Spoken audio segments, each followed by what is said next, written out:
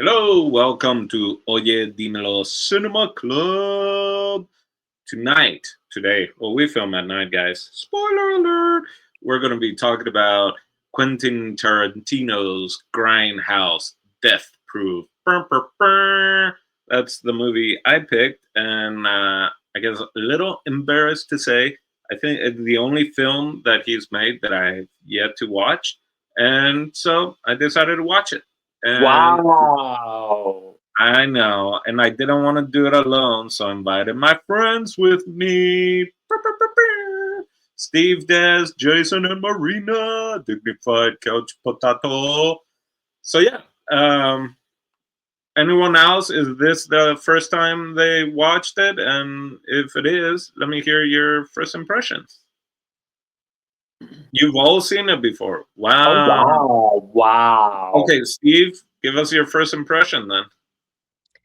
Alrighty, first impression. I actually did not want to go first, but since you prompted that, might as well go first. Um, so first time watching this film, I actually had no idea it was a Tarantino film. Because again, when I see these movies, I try to go blind, no trailers, no information, no nothing. I just saw it in the opening credits, and I'm like, oh, cool. Um, there's a lot to this film, like a lot. I'm gonna say when it comes to like the cinematic aspects of the film, like the cinematography of it, the editing of it, all those different aspects that makes a film, I loved it. The only thing that I would say was like up and down for me was just the story. That was just it for me. That it was just like there were moments that it got me, and there were moments that I'm like, what? So like that was the only thing. But as far as like aspects of a film, an actual film and stuff, like I really enjoyed it. I really, really enjoyed the editing of it. I like how snappy things were. Um I love also how like intense those death scenes were. I was just like, whoa, that is crazy. Just to get that shot, of just like the car going over, like all these different things. I was just like, man, this must have taken just like crazy planning to make that happen.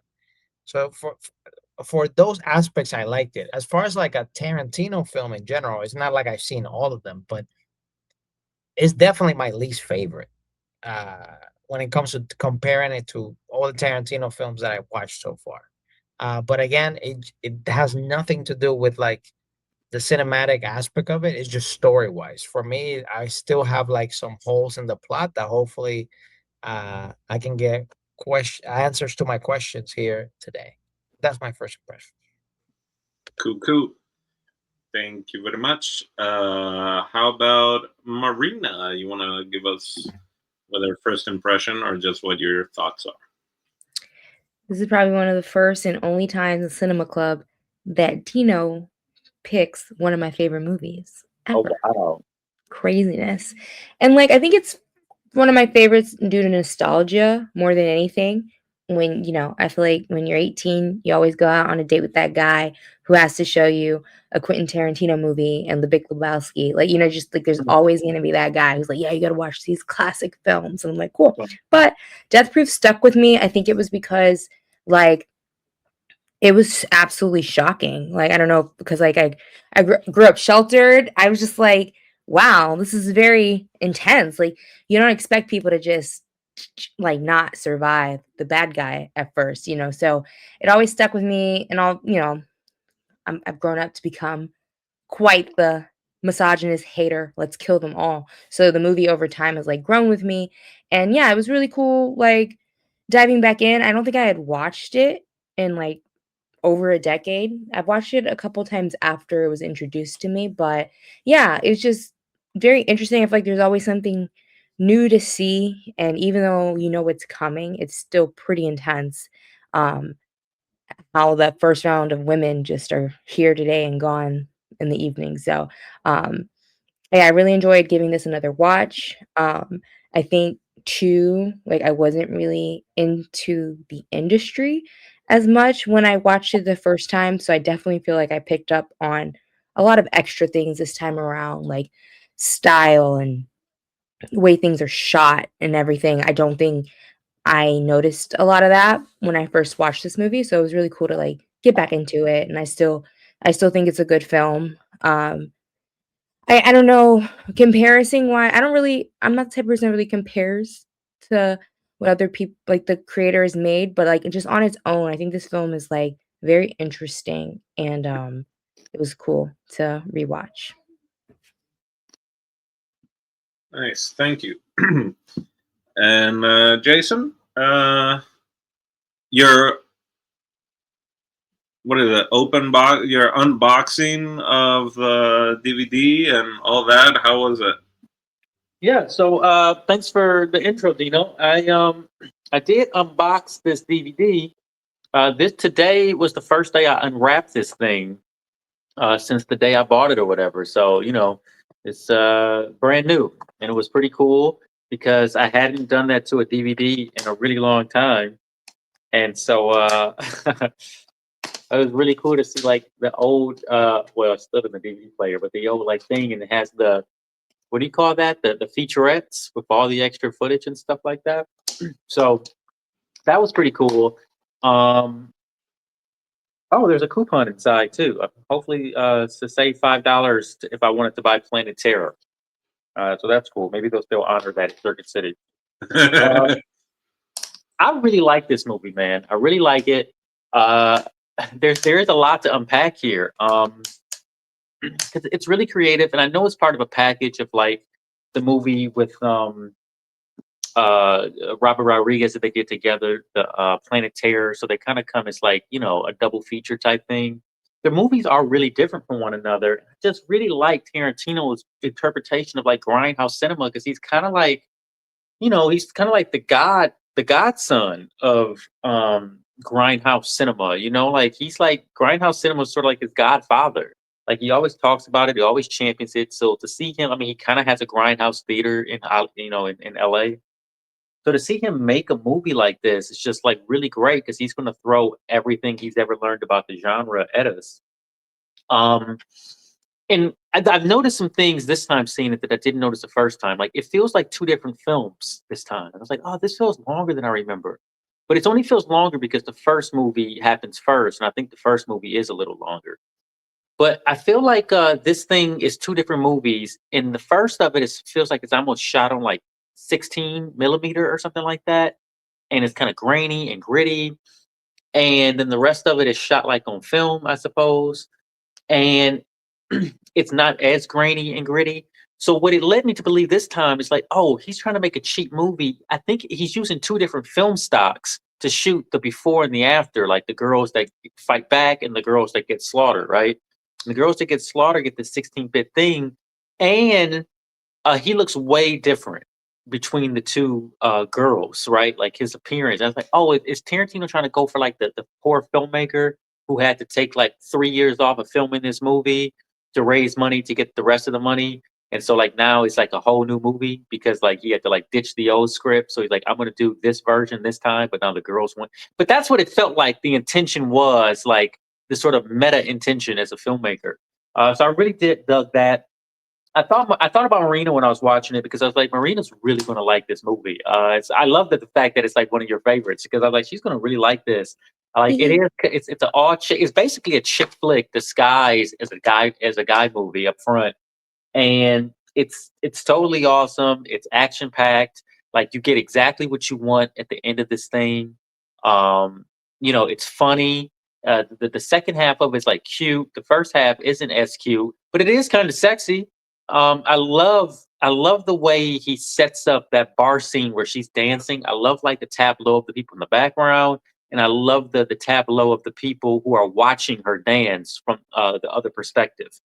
And I'm like, I love all of that. I love the way that's set up, and it just feels like it just feels like two different movies, sort of being directed by the same director at different times. The two halves of the movie. So that was like super interesting to me. The first half, I don't know. It just I remember when I was watching and I was like, I remember the people acting better in this movie. I remember like Jungle Julie and all. I remember their acting being like better or something.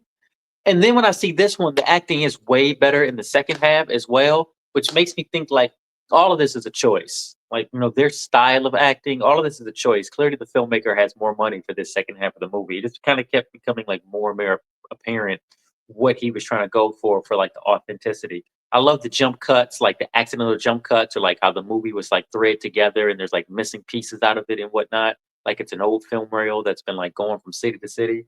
So yeah, all that's great, man. Like I said, there's a lot to talk about. I think it's sort of in the middle for me with Tarantino films. I wouldn't put it as my favorite, but I don't think this is my least favorite Tarantino movie. I'm actually really happy to have watched it again, to be honest with you. Yeah, but yeah, there's a lot to talk about, and I like all the women in this movie. Like I just remember sort of having a little crush on Jungle Julia when I first saw it because of the picture where she's sitting and she's like on her couch, like smoking a bowl or smoking a bong, and there's like this great picture behind her of another woman smoking a cigarette. I used to have a small poster of that up hanging up back in the day because I love that shot so much. Nice. You do kind of have a picture behind you of a woman laying down. I So love pictures of women laying down, baby. What can I say? yeah, there you go. Well, you went on a spiel that I was going to also get into after we all gave our spiel, but yeah. Real quick then, this is kind of my least favorite of his films. And Tarantino even said that kind of himself, that he felt he like over edited and like this and that. And then he says, but if that's my worst film, then I'm very happy with that, as in his whole catalog, right? Yeah, oh man, this is one of those that I would have loved to have seen like at a drive-in. And what I would have preferred or wish, I don't know if it would have worked, if I would have picked Grindhouse. And so seeing his and Robert Rodriguez, just to have that, because now I do want to go and do the watch Robert Rodriguez one, but see how that affects both. And kind of going to what Steve said, and I read a little of the reviews, and people just kind of, it just ends, or like, whatever happened, or the plot is almost non existent, right? Like, Mhm. the credit really needs to go again, like Jason talking about how big of a fan he was of those films, and he always brings it up, is like he made in like 2007 a film, from 60s 70s, like so well that it is janky, that it has no real plot, that it just has kind of like pretty girls and like being attacked and stuff like that, and like really fake blood at times.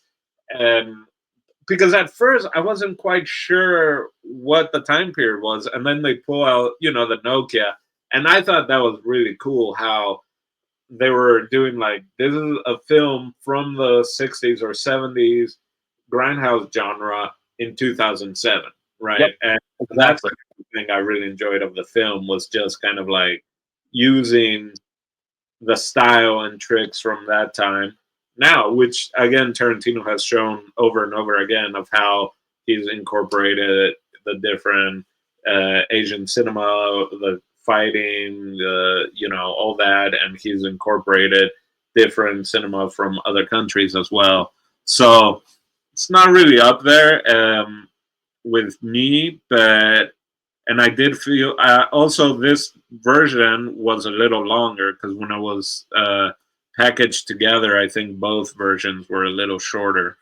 Um, so I did feel like a drag a little bit, but I'm glad. I didn't know how it was going to end. I didn't know that Kurt Russell was going to get his comeuppance, if you will. So I thought all that was like great. Like just all the weight and everything. I was like, oh shit, they did it. Like you don't expect that with some of those horror films, right? That they can actually not just survive, but take out the bad guy. Um, Also enjoyed that Zoe Bell had her moment to shine, right? Like she was a pretty well known stunt double for Uma Thurman and Kill Bill and all this, and she was playing herself, which was pretty cool. Um, there are a lot of things I noticed, kind of just because I just watched the Kill Bill Whole Bloody Affair thing.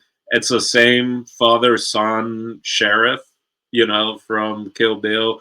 There are clearly other connections with his other films, but like definitely using same actors and all that. So yeah, I enjoyed it. Not one of my favorite of his films, but I totally get it. I think it's great that he was like, it was almost, I don't know. I would like to hear why Robert Rodriguez and him decided to do it. Like, is it one of those challenges? Like, let's do this type of film and this type of film, and then they go out and they do that, and that hits the mark.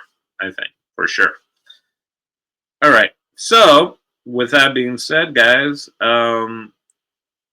first thing I note, this is not what I normally start with, but outfits. Am I right? Was this not like screaming mid 2000s, especially those girls with those tiny skirts that I was like, I feel like every single college party, like that's what the girls were wearing, those same outfits. Low waist. Yeah, low waist. I don't know the name of it, but I was having flashbacks of party in Alabama, because they were in the South, and I feel like that. I was like, oh my god, this could have been filmed in Alabama at a like wooden bar. They definitely nailed it with that, because while Jason was loving the background and extras in that lap dance scene, I was just staring at like, why she has half of her belly out? Like what? I know. I envy the girls that got to grow up when high-waisted jeans were a trend.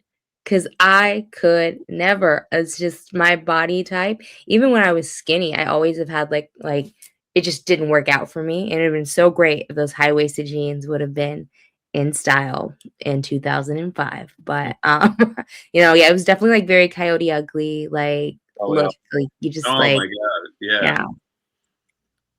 Also the icy hot jacket. I was like, Awesome. man, Did that's anybody look them up to see if you can buy one? I'm sure, because I was like, could I pull that? Could I pull that for I Halloween? wanna pull that off. Like, see, like, oh, I bought it for Halloween, but I'm just gonna start using that, guys. Definitely gonna buy it just to use it regularly. I don't remember getting the joke the first time I seen it. Like, I didn't remember that joke. So, I mean, I don't know if I got it or not, but it felt like a new joke. I'm like, it's still really funny. Oh, Wait, what I was don't that? get the joke. What's the joke? Well, he's an old man, and like old men use icy hot, and he's a Yeah. stunt man because like he's always sore. So he puts the icy hot on his muscles because they're always in pain. I got it. Right, but then she makes a comment on that as well, which I think that's maybe the joke that you are going to mention. That I felt like there was another joke on it. What was the joke on it? I can't remember, but I felt when I don't know if it's just her calling him icy hot, or there was a different point to it. She does call him icy hot at one Or point. he has like two personalities. I don't know. Yeah, it could be. But I definitely got it as like he's a stunt guy, so he's clearly having to put on icy hot all the And time. he's an old dude, and that's like his sponsor. Yeah. Let's see other outfits. Well, I mean, of course, Tarantino makes an appearance as well. I feel like this is the longest he's been. Well, no, I feel like I guess Django he had a bigger role than this one, but I feel like since Pulp Fiction, this was probably his biggest role in his own film. Let me tell you, not the best actor. But again, it like fits. Everything is kind of like over or underacted or just like bland acting, and that's I feel like what they were going with for. That's the style. It's really what is it? It's really hard to act drunk. It's really hard to act bad, if that makes sense, right? Like, which I feel like that's what they were trying to do here. It's like forget everything and pull it back. All right. I mean, I think he played a douchebag that makes you drink shots at the bar very well. Like, I don't know. Again, it was so cruel. Again, I was getting flashbacks of Alabama bars. And Yeah, He reminds me of every weirdo that's just like thinks that they're $75K a year. It just like makes them king at this dive bar. At Well, the just dive bar, but he's running the show. He's got all the alcohol. He can buy whoever he wants a shot.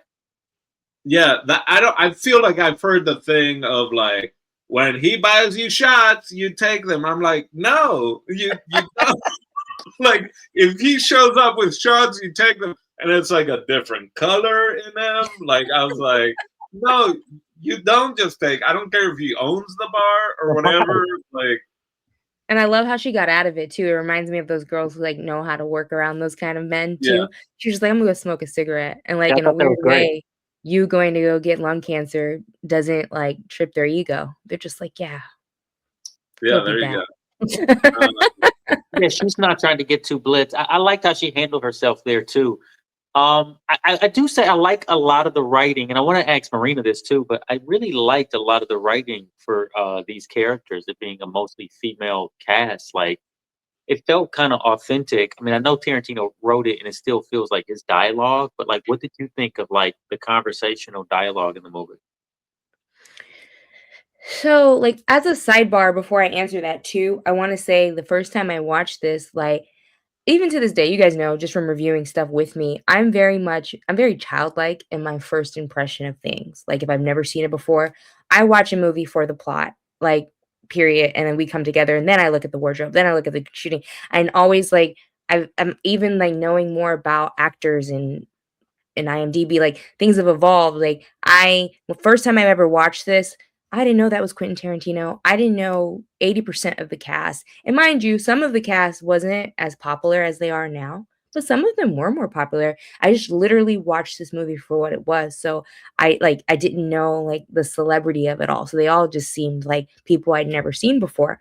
And so that being said, I think the first time I ever watched this, like I was able to like, yeah, to kind of take in each female character. And I do like, even though obviously there's like a sensuality to this movie to help, which all horror movies pretty much do to the whole sex sells concept, like just making things a little bit more sexy.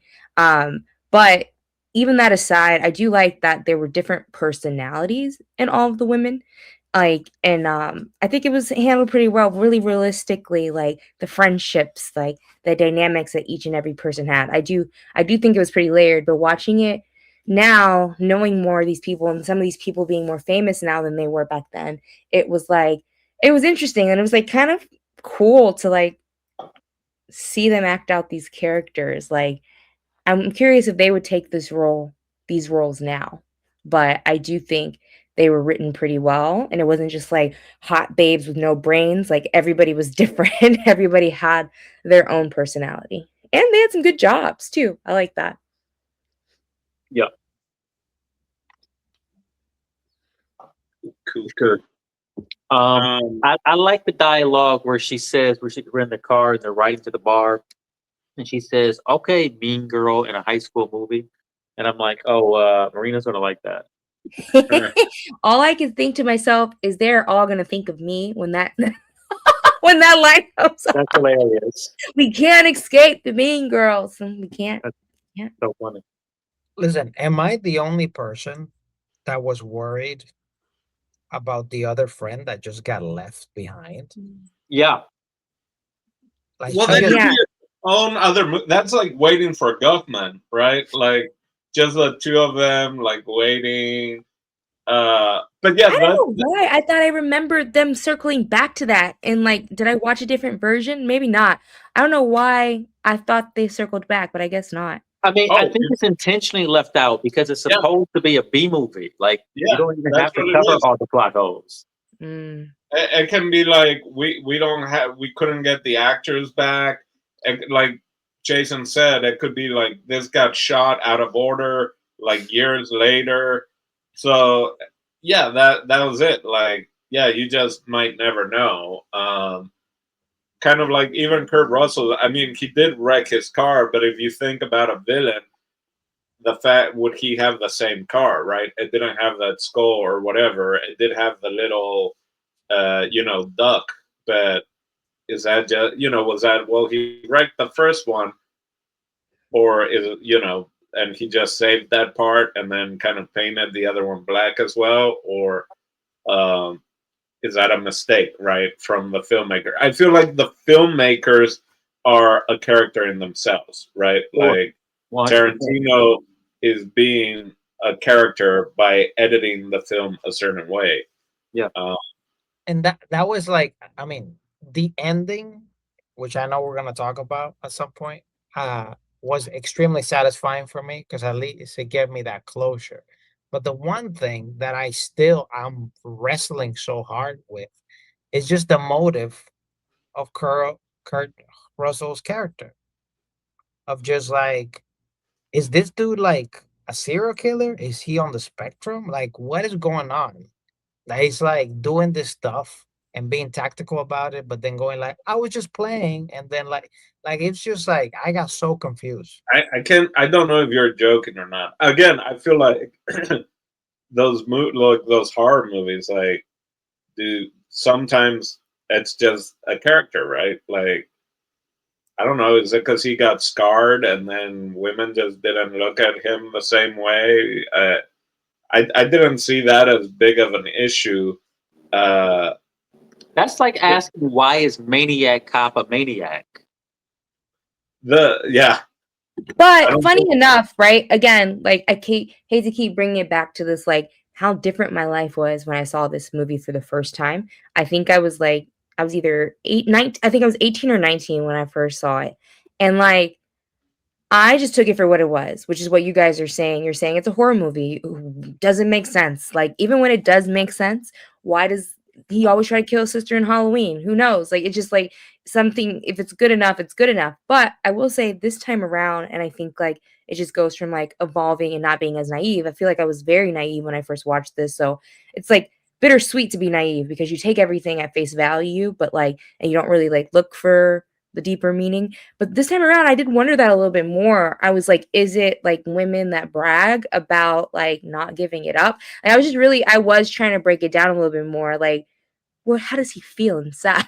Right. Because like, I think when I first watched him, like, oh, he just kills women at the bar. I don't even think I realized like he stalked them from the radio thing. I don't think like any of that clicked to me that this was like a full day investment like of him trying to get these girls. But yeah, the only similarity I saw was just like it starts off with women just bragging about not doing it. One talked about it on the radio, and the other one he overheard them at the gas station or wherever they were at that point. So yeah, I did want to know more about why this time, and that was very interesting for me because like yeah, I think the first time I watched it, it was like he's just got a fast car, you know. He's got, with the song, I got a fast car, and I just want to kill people in it. I just took it like he just likes killing people in his car on his off time. That's all. What is it? The one cop's like it might be a turn on, right? Like that's the whole thing. And what's her face riding the car on the top, was its own kind of turn on. He's like, woo! But was it only a day? Because that's what I could have been like. He might have been stalking them longer, right? And even we just see what happens on the day of.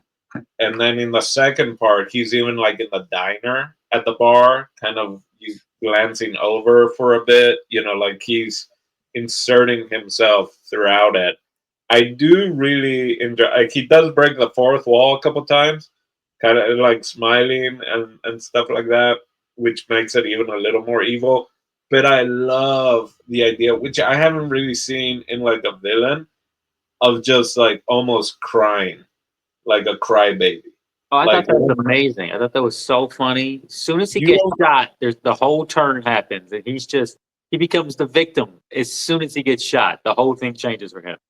and not even just with when he's reacting to them as trying to, I don't know, maybe like play it, but then when you see him by himself and he's got the whiskey and he's got like you don't see that. What was he saying? He was saying like, "Oh God, oh God." What was he saying? He was like, "Oh boy, I forget." But I was cracking up. It was so funny. He was saying like, "Oh God, it hurt. Why God?"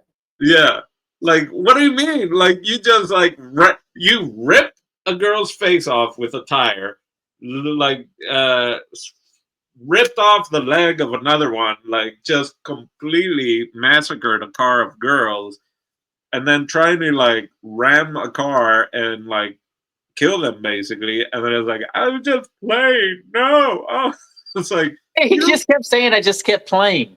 But yeah, can we talk about that for a second? Can we talk about the death scenes in this movie?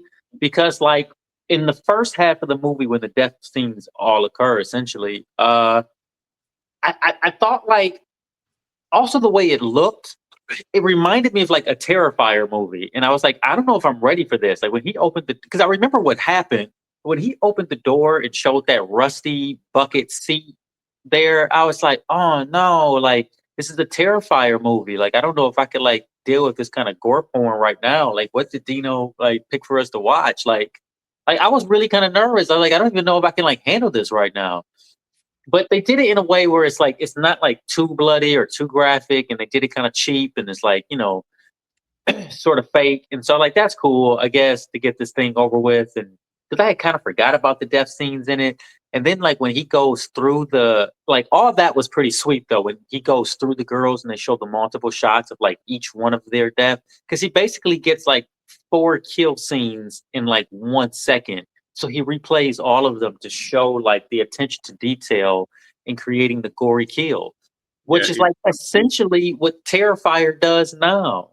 Like, I mean, they just do a whole movie of it. But Tarantino, I mean, he really is a master of like understanding a genre and like almost parodying it or at least adding yeah, to it. putting his flair definitely. And even the girl that first one that just basically kills her from like stopping the car too fast, Mm. just like and then yeah, it takes the four, and yeah, the lights. I mean, just doing the light switch. It was just, I felt like super artistic, but also powerful. Of just like because you see that 4 times, like the point of view from each one, like you were mentioning, and just like the light, um, which yeah, I think was very effective So in maybe, making a one maybe I'm second crash. Funny maybe enough, I'm that was my first time actually watching it.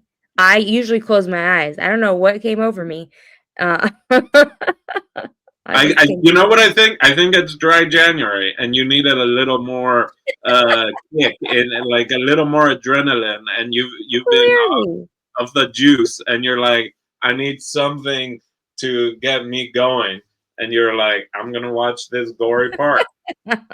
for me it was just like I guess I was thinking way too logical because I was just like, okay, if this just happened and this dude has like a dead girl in his car, and his car is weird already. Like it's not like it's a regular car.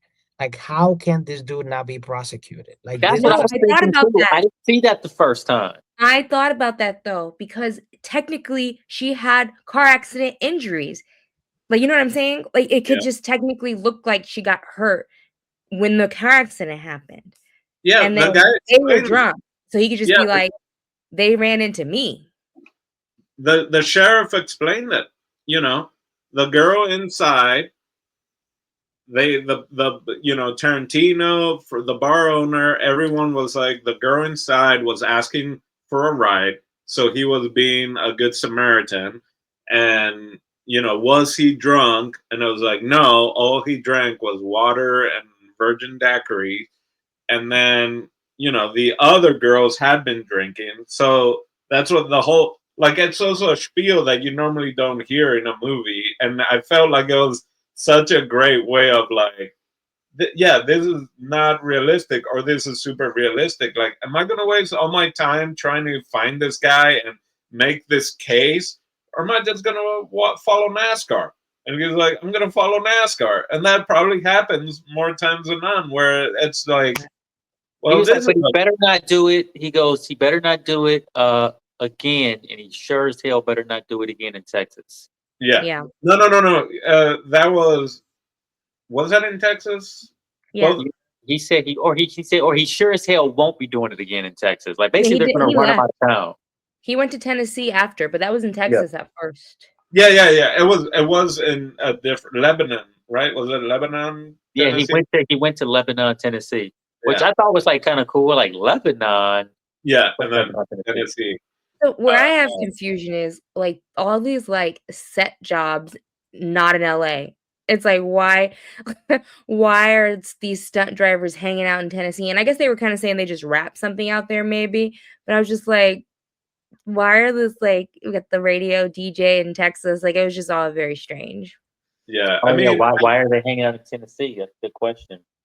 it might just be well, they had a reason, right, in Tennessee about the shoot and all that. Photo But I shoot think and it everything. just adds more to like the back roadness of stuff and like a little bit of the horror thing. Like they're Yeah. out of their element.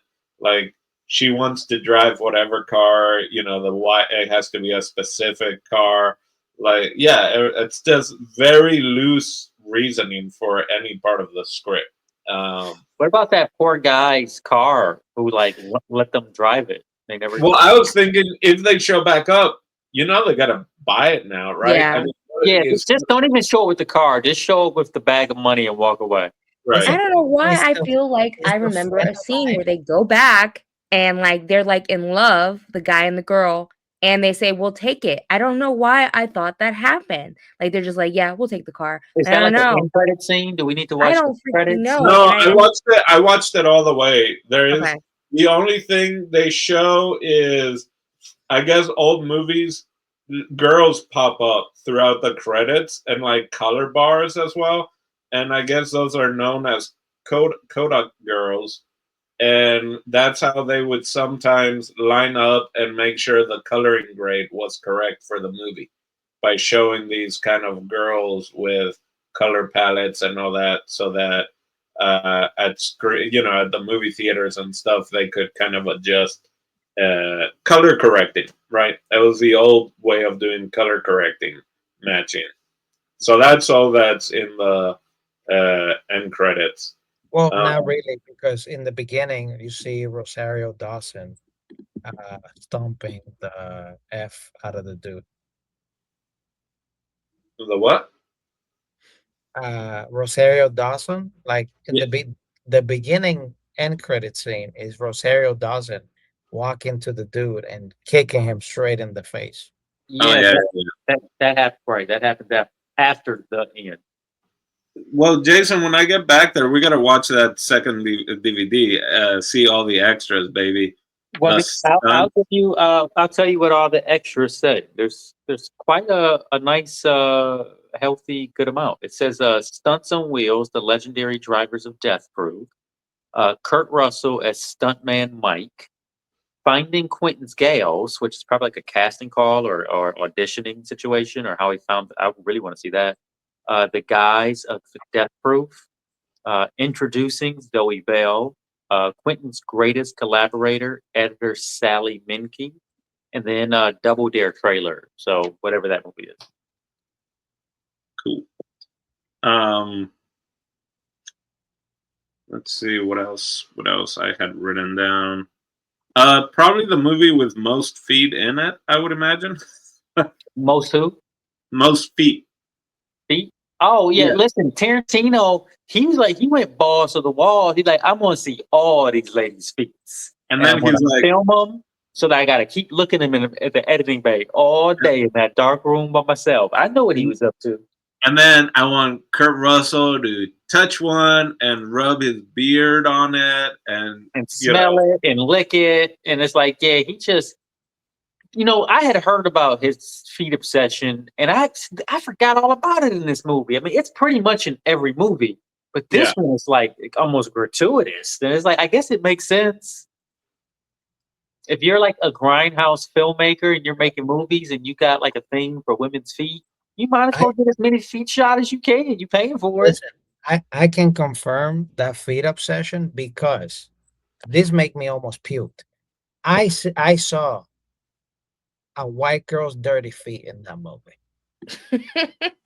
Like This dirt. movie, I'm talking like it was black as F, like over Wait, here. who? that's also how Margot Robbie's feet is in Once Upon a Time in Hollywood. yeah. Mm. I haven't seen that movie. Oh yeah, listen, everybody's. If you are a woman in a Tarantino movie, pretty sure there's a high percentage chance you've shown your feet in that film. Someone asked the daughter of Uma Thurman, like, did she give her any advice working with Tarantino for Once Upon a Time in Hollywood? And it was something like, yeah, keep an eye on your feet, or something like watch out for your feet, or but yeah, that was crazy. I was like, man, and then again, that also fits with those movies, right? Like those, like clearly someone has a camera and is making a movie and it's horror, but that's how Listen, the whole time he got me convinced that because the jungle Jesse, was it jungle Julia, because she was tall, that's why she had her feet out, but I didn't know that Oh, sure, right, yeah. I mean, like, yeah, I feel like every woman in this movie showed their feet. It's crazy. That movie scars me because I have like this weird habit where, like, if I have a long drive, I like to put like my left leg up Never to do relax. it again. And I just like every once in a while, I'll be like, "Dang, wait, when you're driving, you put your left leg up? Not out the window, but yeah, I put it like on the vent." Oh, girl, that's dangerous. That's crazy as hell. Like, don't do that. Like, an accident in that position. Oh my God, forget it, bro. Especially with airbags. Like, there's some real horror story. Oh yeah, everyone show your feet for Tarantino. He watches our reviews. Oh my God. For the algorithm, everybody. You got like 10 more years, I could still do that, So go ahead and book your girl, or it's gonna be in a wheelchair. And then it was great seeing the new Pussy Wagon. That car. Yeah, I don't know if I caught that the first time. It had the sticker. It had a sticker, and then it was the same color, yellow with red, and the yellow trim. What a beautiful car! It was a Mustang. It was so nice. I was like, I love this car. Oh, and the license plate, I forget what it is, but that's the name of the stunt group that he works with. Brand X. Yeah. Cool. So I didn't realize that the fun fact about that lady actually being a stunt person. She's done other movies. I've seen movies of hers like on DVD boxes and stuff. So Zoë Bell has done films for sure. Right. She did, they had her, Tarantino told her she was going to star in it, and then that he was going to get another stunt girl to do some of the, the stunts. And she was like, wait, if you were to hire a different girl, you would have had me doing those stunts. Let me do those stunts. And so, like, he allowed, she kind of talked him into actually letting him do the stunts that she normally would have done. Hopefully she got more money too, and it wasn't just like I can do anything. I'm like, don't forget me. Well, her name was on the actual, like, that's, I guess also she was surprised. She just thought it was going to be like credited, whatever, extra, something like that. But it's like on the posters and all that, and she's got I think, top billing as well. So, did you also notice how much time they spent in the diner, just like not blowing smoke, but just like bigging up Zoë Bell, like for just being a badass, like. And I thought about that. I'm like, why do you guys have to spend all this time like convincing the audience how good she is? And I start thinking like, oh, because men are going to see this. I'm like, oh, so she could just spin around in the car and hang on and not fall off. And then land on her feet like a cat, right? That was but so they have to preface it. But they never preface it when the guy is the hero. He's just the badass. You know what I mean? It's like they spend a lot of time like really like, hey, just letting you guys know, audience, like she's a badass. Just so that we believe it. I would have believed it anyways, I think. And that diner shot is something like over 8 minutes long. Like one consistent one. Did you notice Kurt Russell in the background of that diner scene? He's in the diner with them. Yeah, he's already following them at that point. Yeah, I feel like they intentionally shot it to where you don't see him till the end, though. Yeah, like because they were doing every other which way The Oh person, no, I think. I thought halfway when it starts doing the spinning around the table, you kind of see him actually looking, and then you just kind of see him profile. He doesn't look back again. You see him again. Wait. This whole time that wasn't Patrick Swayze? No. Right now, my friend. No. No, but Also, I do want quick clarification of a scene. Like when they walked away from the car, like they leave Rosario Dawson in the car and they walked away. Was I the only one that thought, are they gonna shoot this car right now? Like, You're saying that when did they leave Rosario Dawson in the? they, And they choose they to go parked all the they road. they park the car and then they come out to put a jacket and gloves and stuff. Oh, okay. But they do it like far from the car. Yeah. And I was just like, what is going on? Was it just me that was like, are they gonna betray her now? Or like, I don't know. Oh, I don't know. I think because the movie has like really dramatic wide shots, I was just going with the flow. And obviously this time around I'd seen it, but no, I don't know. I kind I of mean, accept the wonkiness. Rosario's character was kind of like Donnie in The Big Lebowski. Like they treated like once she got in the car with them, they were like treating her like shit. Kind of like be quiet, stay there. It's like this is what we're doing. Blah blah blah. It's like damn. right, because she wanted to come along, and they told her Yeah. not to come along. Like, you cannot be a nuisance. You got to stay out of the way because we're doing this thing. And because she didn't want to stick, she didn't want to be the chick hanging out at the barn with that dude. Yeah. What Um, was it? The Mast? Something like that. The So I read somewhere that the guy who played Jasper, the car guy, he was in one of the Kill Bills. You guys remember that? yeah. Okay. He's the guy that at the very basically the first guy that gets killed by her when she wakes up from the coma because he's the Oh. one that pays to have sex with her in a coma and she bites his neck bites him and he oh, bleeds. he's like the orderly or whatever. No, but he's the one that pays. My Oh, name's Fuck and I'm here to fuck. And his He's the name was one. Jasper in that too. He talked the same way. Yeah. Oh, that's funny. Oh, Mhm. and that's why the sheriff and his son number one, same in Kill Bill, and I think there's another connection other than, of course, the car. That there's, I think, another character that might be the same one in Kill Bill, if I'm not mistaken. Got it. so this probably needs to be said because it hasn't come up yet, surprisingly. But when this movie came out, and I think it probably still holds true today, correct me if I'm wrong, this is the best chase scene in cinema history, right? Besides the movie Chase. Wow. Besides even the movie Chase. I mean, that's a pretty long I chase scene. know the bullet chasing is up there when they're going on. Is that in Chicago or just New York, where they're just going under the train tracks? I think Bullet is in San Francisco. Oh, what's Paul the one? Walker is rolling over in his grave. No, I'm just kidding. It was really good. I mean, you do have the Blues Brothers chasing at the end. Like that has the most cars destroyed in a chase scene. Okay, I admit that I don't really remember the Blues Brothers chase scene. I may have seen it, but I've never seen that It was movie. really good. It's the best one where someone is not in the car, too. Are you talking about when they're chasing him or when he's chasing them?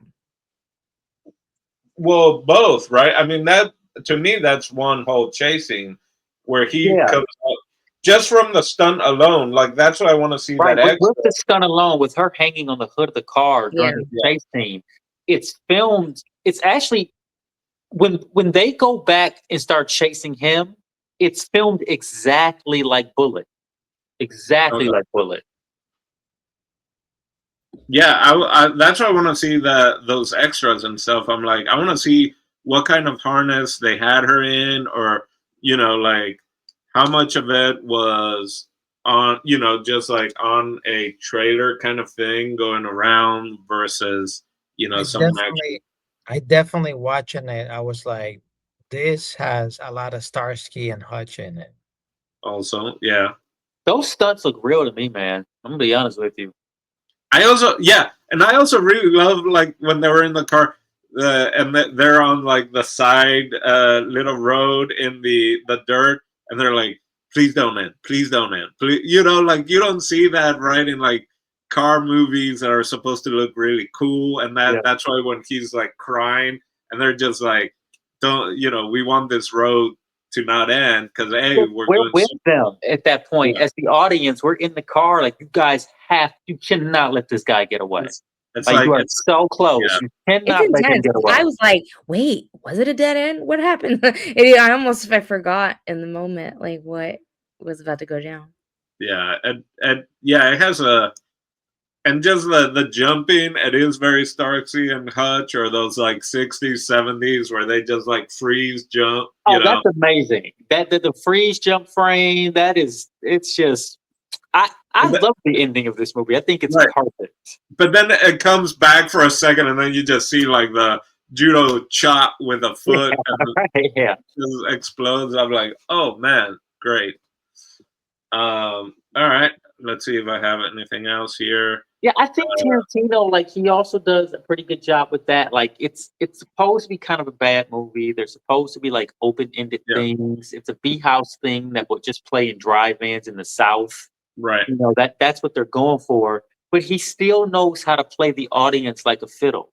And I think that's why he might have said like he over-edited it, where it's like he might even be like, man, this is too good to be like a B movie, or like he took too much. He made it too good. Like even for what it is, it's like too much depth or too much this. It's hard. Like your pride as a storyteller, as a director, as an editor, as an auteur, because he's doing the whole thing, right? So it's like his pride for storytelling is probably just too high. Like I can't make this bad on purpose. I'm too good to make it bad.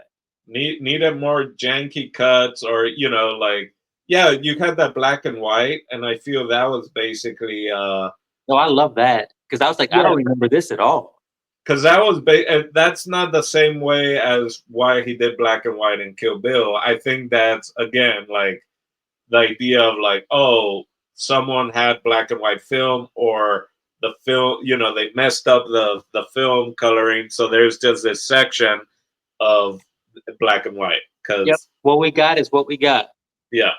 That's what we're rolling. We didn't do 2 takes. Like that's what it is, right? Also, like cheap film, like we aren't doing 2 takes. Like that's it. So all right, with that being said, guys, any other things before we go into final thoughts? Nah. All right, the ending, no? Were we not talking about the ending? Okay, I don't know if anybody want to chip in something, but I just said if anyone has anything else. You're asking, or are you saying the ending? I'm just saying the ending. Okay, go Tarantino. All right, sounds great. Thanks. Do we get any numbers? Yeah. What's Jason, you got numbers? Did we get any box office numbers? Oh, man, I wish I did have numbers, you guys. I totally forgot about that. Well, while you're looking it up, Steve. I will say this though: the Jungle Julia is Sidney Poitier's daughter. Yeah, I saw the last name and I was like, could that be? And I was like, it probably is, because he would definitely do something like that to have a nepotism. It haunts me everywhere. No. So I got some numbers, guys. I can't wait. For Death Proof, Quentin Tarantino's 2007 film earned a worldwide box office total of 31 million. Yeah. What in the face off is going on here? Are you gonna ask Jason what we're doing next week? Like, what's?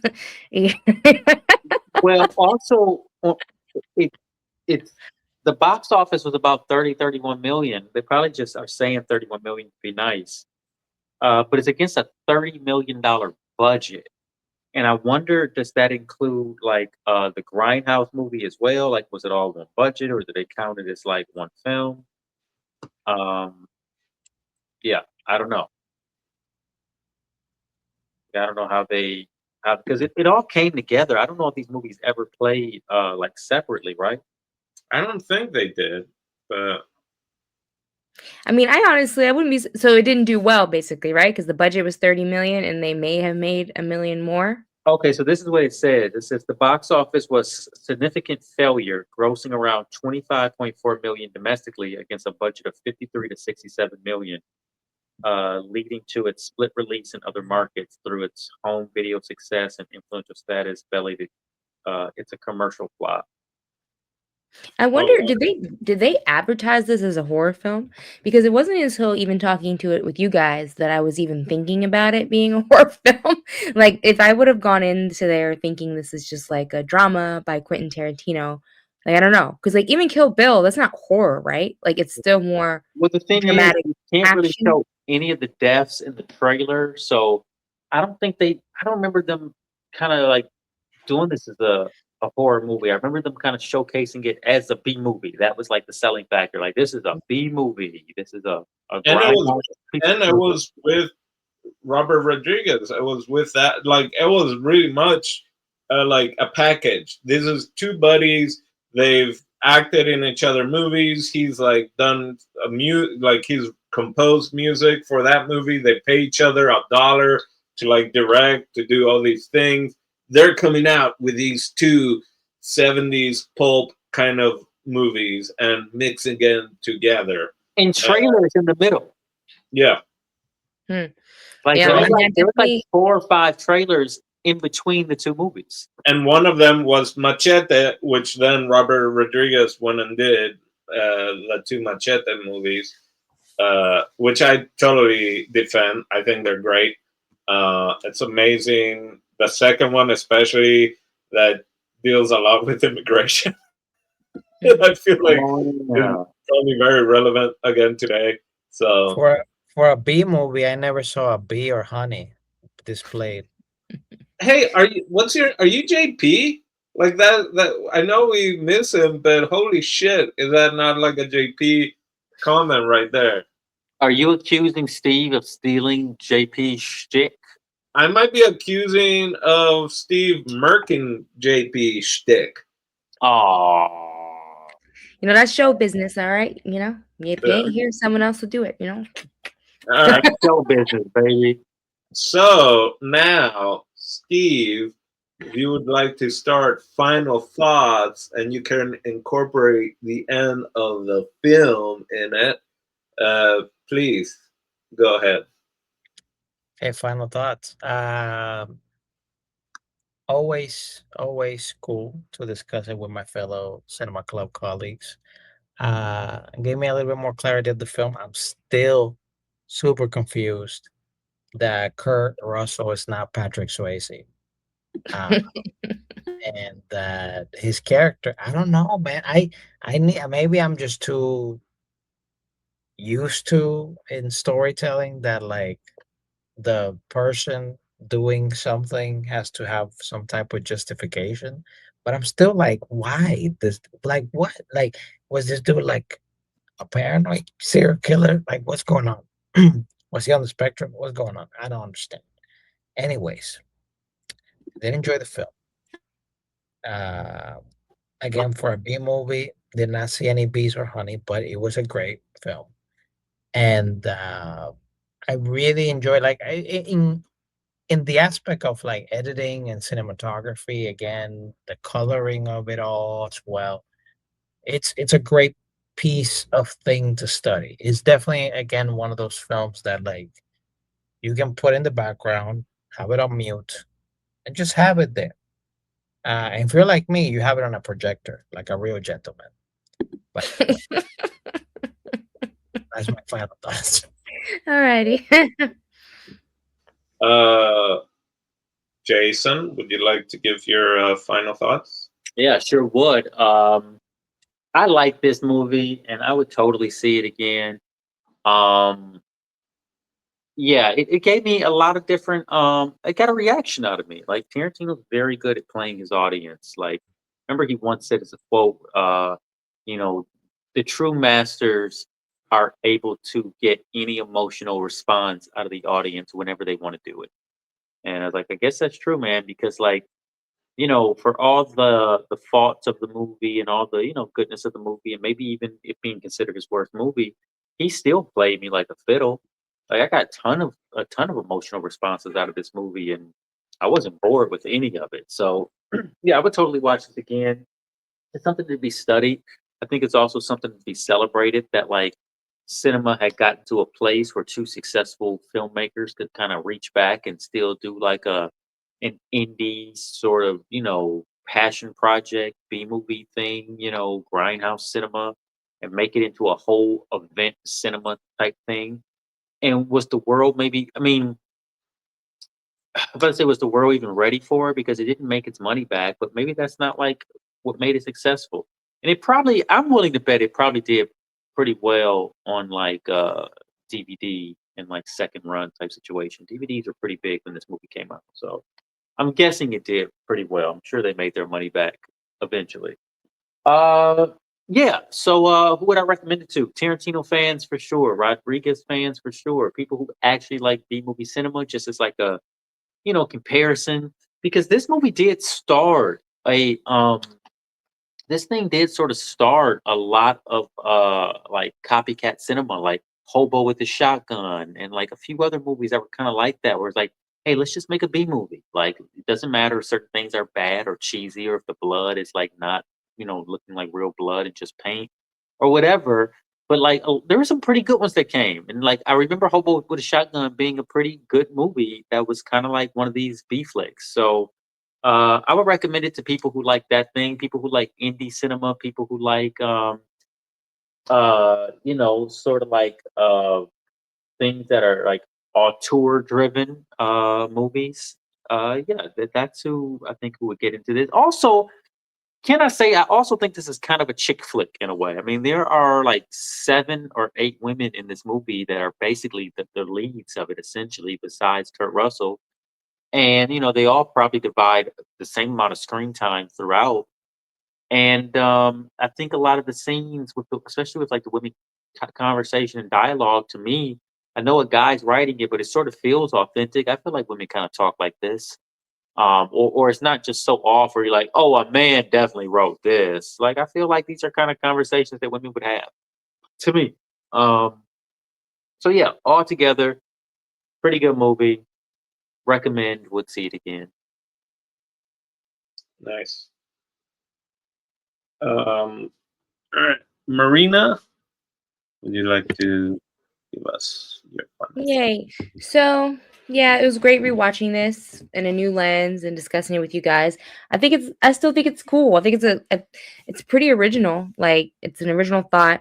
Um I guess the first time I watched it too, I never noticed like I don't even think I knew he was a stunt man. Like the industry was so far removed from me. Like all I ever known at that point was like modeling, and that's different than creating a film. And so like it was just, yeah, just so interesting, like mixing the best of both worlds, sitting there watching a movie, enjoying it, but also like hearing callbacks to the industry that you've grown to love.